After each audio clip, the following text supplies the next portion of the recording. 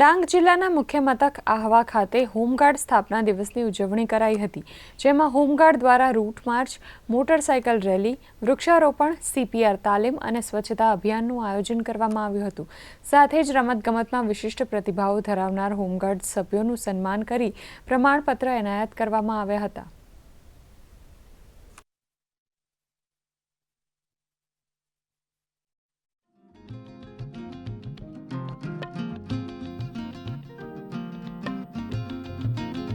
Home guard day निमित्ते home guard commandant Shri Nayanbhai Patel तथा તેમના સાથીઓ દ્વારા આહવા નગરમાં રૂટ માર્ચ કાઢવામાં આવી હતી. આ ઉપરાંત પરેડનું આયોજન કરવામાં આવ્યું હતું. ઉપરાંત વૃક્ષારોપણ કરવામાં પણ આવ્યું હતું.